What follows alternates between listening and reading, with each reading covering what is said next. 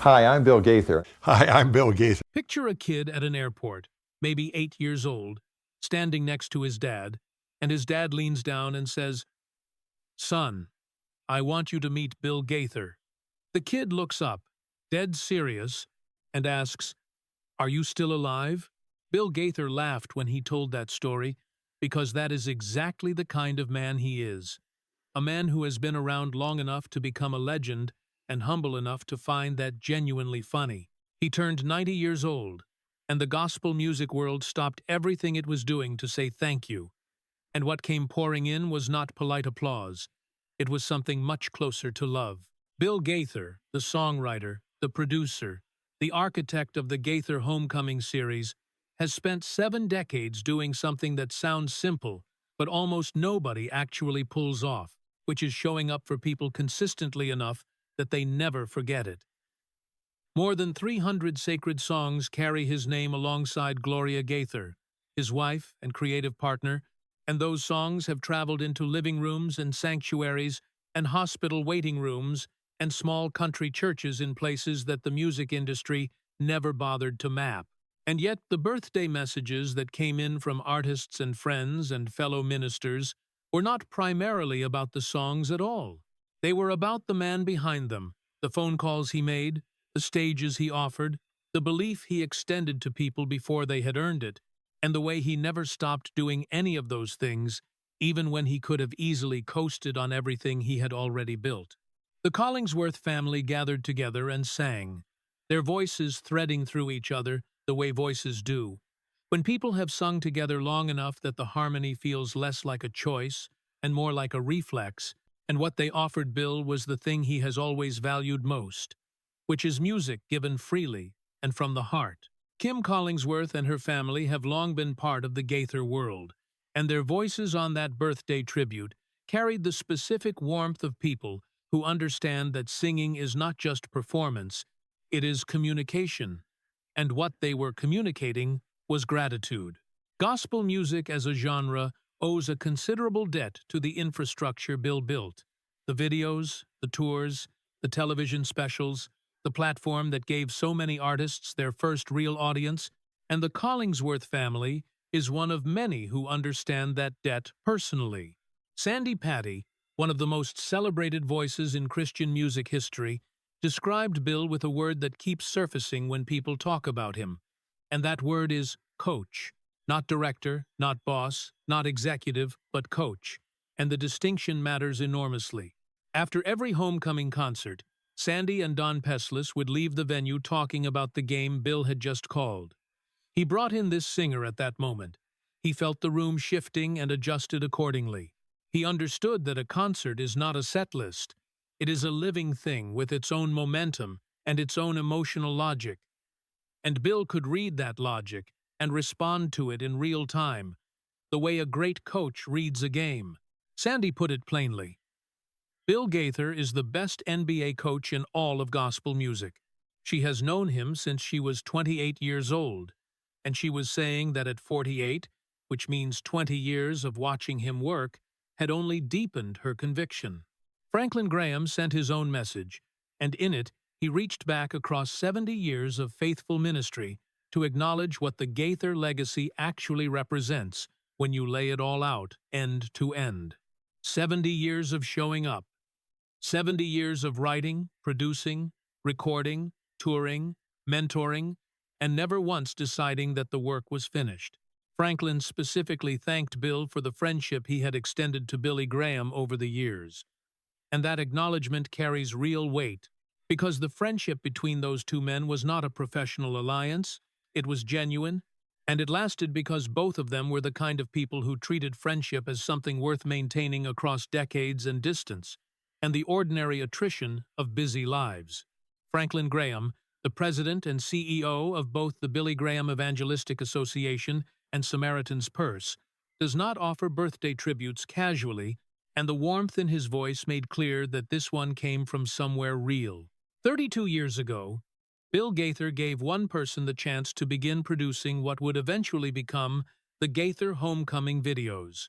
And 16 years ago, that same person was invited onto the tour itself And both of those numbers deserve a moment of stillness, because they tell you something important about how Bill operates. He did not hand someone an opportunity and then disappear. He walked alongside the people he invested in, and he kept walking, year after year, through whatever the road brought. The Homecoming video series became one of the most successful projects in gospel music history, with millions of copies sold and a devoted audience that has followed it since the early 1990s, and none of that happened by accident. It happened because Bill saw something early and committed to it fully, and gave the people around him the space and the support to make it great. Mark Lowry, whose humor and heart have made him one of the most beloved figures in Southern gospel music for decades, wished Bill another 90 years, noting that this would make him 180 years old, which is both mathematically accurate and exactly the kind of thing Mark would say. The laughter threaded through so many of these birthday messages is not incidental. It is central, because one of the things that has always made the Gaither world feel different from other corners of the music industry is that it never confused seriousness with solemnity. Bill has always understood that joy is not the enemy of depth, that a room full of laughter is not a room that has lost its reverence, and that people who genuinely love each other laugh together freely. Mark Lowry and Bill Gaither have spent years on the road together, and the friendship between them has the particular texture of people who have made each other laugh through long travel days and difficult concerts, and all the unglamorous reality that lives behind the curtain of any touring operation. Ernie Haase, the founder of Ernie Haase and Signature Sound, and one of the most recognizable voices in contemporary gospel, put something into words that several other people had circled around without quite landing on, and he said simply that Bill is the youngest 90-year-old he knows. And watching Bill, following his career, tracking the energy he continues to bring to new projects and new artists and new opportunities, it is genuinely difficult to argue with that assessment. Something in Bill Gaither has simply refused to calcify the way that most things calcify. He stays curious. He stays engaged. He keeps asking what is possible next, rather than cataloging what has already been accomplished. And that quality, more than any single achievement, probably explains why the career has lasted as long as it has, and why the people who work with him still talk about him the way they do. The scripture verse offered as a birthday gift came from Colossians chapter 3, verse 16. Paul's instruction to let the word of Christ dwell richly, to teach and encourage one another through psalms and hymns and spiritual songs, singing with grace in your hearts to the Lord. The person who offered it said it reminded them of Bill often, and once you hear it in that context, it is almost impossible to hear it any other way, because that verse is not just a description of what Bill Gaither does, it is a description of what he has built his entire life around. Not the performance of faith, not the industry of faith, but the actual dwelling of the Word, the letting it take up permanent residence in the work and the relationships and the daily choices that accumulate over 90 years into something that looks, from the outside, like a legacy. One of the birthday voices used a word that carried more weight than almost anything else said across all those messages, and that word was obedience. The speaker, a woman who had been given a platform through the Gaither organization and whose career trajectory had been shaped by that opportunity in ways she could not have predicted, said that she was a benefactor of Bill's obedience, and that framing is striking because it reorients the whole story. The reason Bill Gaither's influence has spread as far as it has is not simply talent, though the talent is real and documented.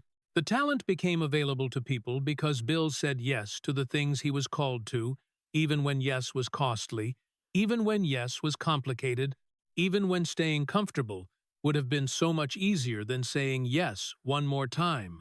The vocal band, the group that has stood at the center of the Gaither touring operation for years, spoke about what it means to get to stand on a stage every night, next to someone whose songs have shaped the soundtrack of an entire movement. Every night, the men of the Gaither vocal band get to perform songs that Bill and Gloria wrote, songs that have outlasted trends and survived the churn of the industry precisely because they were not written for a trend in the first place. They were written out of genuine faith and genuine experience, and audiences can feel that difference even when they cannot articulate it. Bill Browning, David Phelps, and the others who have carried the vocal band through various seasons all carry a specific kind of gratitude for the opportunity, and it comes through clearly in the way they talk about him. The word father appeared again and again in those birthday messages, and not as metaphor, not as polite exaggeration, but as the most accurate description people could find for what Bill has actually been in their lives. Grown men and women with their own careers, their own families, their own hard-won wisdom about the world, describing Bill Gaither as the father they needed when they needed one, the guide who showed up at the right moment and stayed. There is no industry award for that. No chart position, no gold record, no Hall of Fame plaque that captures the specific weight of having been that person for someone at the moment it mattered most. And yet that is the thing that surfaces most consistently when people are given the chance to say what Bill Gaither has meant to them. Not the songs, not the concerts, not the business, but the man who picked up the phone and called. Gospel music as a genre has a long and rich history, stretching back through Southern gospel quartets and shape note singing traditions and the great choral movements of American church culture, and within that history, Bill Gaither occupies a specific and irreplaceable position. What he and Gloria understood, beginning in the 1960s with songs like He Touched Me and Because He Lives, was that sacred music did not have to choose between artistic quality and genuine feeling, that a song could be both beautifully crafted and emotionally honest, that the best Christian music was not the music that tried the hardest, but the music that was truest. Because He Lives Alone has been recorded by hundreds of artists in dozens of languages and has given comfort to people facing illness and loss and fear in every corner of the world. And that song came out of a real moment, a moment when Gloria sat with a newborn baby during a time of national turmoil and found that the only thing she could hold on to was the fact that Christ had risen. That is not a marketing strategy. That is a life being lived out loud in music. Someone said, during those birthday messages, that the most powerful way to impress the human mind with truth is through song. And Bill Gaither has operated from that conviction for 7 decades. Every concert he has organized, every video he has produced, every stage he has offered to a young artist who needed one has been an expression of that core belief. Music does something that words alone cannot do. It moves past the arguments and the defenses and the carefully maintained distance that people keep between themselves and the things they are most afraid to feel, and it puts something true right in the middle of where they live. Bill knew that early, and he built everything he built on the back of that knowledge. The birthday messages came from everywhere. From Christian music artists at every level of their careers, from ministers and speakers and producers and old friends who had known Bill for 30 and 40 and even more years, and what was striking was not the range of people who contributed, but the consistency of the feeling underneath all of it. Every voice carried the same thing, which was not admiration from a distance, but love up close. These were not fans celebrating a figure. These were people celebrating someone who had known their names and called their numbers and believed in them personally, and that distinction is the whole story. Bill Gaither built something that lasted not because he was the most talented person in the room, though he brought real talent, but because he treated the people around him as though they mattered. And they did, and they knew it. 90 years old, more than 300 songs, 70 years of ministry, 16 years of touring, 32 years of homecoming videos that have found their way into the homes and hearts of people who needed exactly what those videos offered, which was the feeling of sitting in a room full of people who love the same things you love, singing the songs that have carried you through the hardest parts of your life. That is what Bill Gaither built. Not just a catalog, not just a company, but a community, a place where people who care about sacred music could gather and feel less alone in that caring. And on this birthday, with all those voices coming in from every direction to say thank you, What came back to him was the community itself, reflecting his own love back at him with everything it had. Happy birthday, Bill Gaither. The kid at the airport had it right that you are still alive. More alive in the ways that actually count than most people manage at half your age. Every song still gets sung. Every stage you ever built is still standing in the memory of the people who stood on it. Every call you made landed somewhere it needed to land, and the people who received those calls are still talking about them years later. 90 years of showing up. 90 years of saying yes. 90 years of believing that music can carry truth to places that nothing else can reach. And the whole gospel music world gathered together to tell you that you were right, that it worked, that the work mattered, and that the man who did the work matters even more.